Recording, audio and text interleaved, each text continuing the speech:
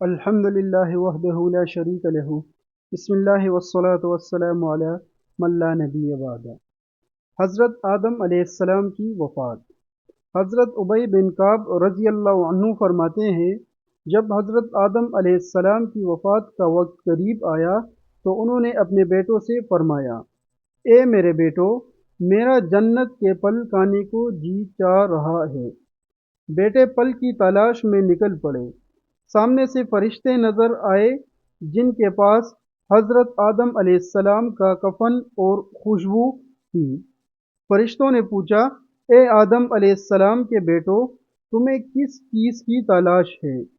بیٹوں نے جواب دیا، ہمارے والد صاحب کی طبیعت ناساز ہے اور وہ جنت کے پھل کھانے کی خواہش رکھتے ہیں۔ فرشتوں نے کہا، تم واپس چلے جاؤ کیونکہ تمہارے والد فوت ہونے والے ہیں۔ فرشتوں نے آ کر ان کی روح قبض کی، ان کو غسل دیا، کفن پہنایا، خوشبو لگائی اور آپ علیہ السلام کے لیے لحد بغلی قبر تیار کی۔ پھر نماز جنازہ ادا کی اور قبر میں رکھ کر اوپر سے مٹی ڈال دی۔ پھر مخاطب ہو کر کہا، اے آدم کے بیٹو، تمہارے لیے مردوں کو دفن کرنے کا یہی طریقہ ہے۔ حضرت آدم علیہ السلام کو مکہ مکرمہ میں جبل ابی قبیس پر دفن کیا گیا۔ حضرت آدم علیہ السلام کی کل عمر 1000 سال تھی۔ حضرت شیث علیہ السلام۔ حابیل کے قتل ہونے پر حضرت آدم علیہ السلام کو بہت صدمہ پہنچا۔ اللہ تعالیٰ نے حابیل کا صدمہ دور کرنے کے لیے حضرت آدم علیہ السلام کو بطور نعم البدل ایک نیک بیٹا عطا فرمایا، جس کا نام حضرت آدم علیہ السلام نے شیث یعنی اللہ کا عطا کردہ تحفہ رکھا۔ محمد بن اسحاق رحمۃ اللہ علیہ یہ بیان فرماتے ہیں کہ جب حضرت آدم علیہ السلام کی وفات کا وقت قریب آیا تو انہوں نے اپنے فرمانبردار بیٹے حضرت شیث علیہ السلام کو حق، دعوت و تبلیغ کی وصیت فرمائی اور انہیں رات میں کی جانے والی عبادات کی تعلیم دی۔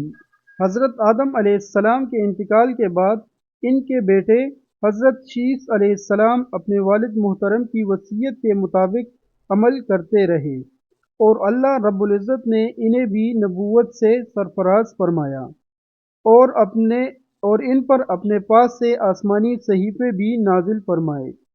رسول اکرم صلی اللہ علیہ وآلہ وسلم نے فرمایا، اللہ تعالیٰ نے اپنے انبیاء علیہم السلام پر 100 صحیفے اور 4 آسمانی کتابیں نازل فرمائیں، جن میں سے 50 صحیفے صرف حضرت شیث علیہ السلام پر نازل فرمائی۔ حضرت شیث علیہ السلام اپنے والد محترم کی وصیت کے مطابق تبلیغ دین کے فرائض کو احسن طریقے سے سرانجام دیتے رہے۔ جب ان کی موت کا وقت قریب آیا تو انہوں نے اپنے بیٹے انوش یانش کے حق میں وصیت فرمائی۔ انوش یانش نے اپنے انتقال سے پہلے دعوت و تبلیغ کی یہ ذمہ داری اپنے بیٹے کنان کو سونپ دی۔ پھر کنان نے اپنی وفات کے قریب اپنے بیٹے محللئیل کو دعوت و تبلیغ کا منصب سونپا۔ محللئیل پہلے وہ آدمی ہیں جنہوں نے شہر بسائے، مضبوط قلعے تیار کیے اور شیطان کے لشکروں کو پہاڑوں اور گھاٹیوں میں منتشر کر دیا۔ ان کی حکومت 40 سال تک قائم رہی۔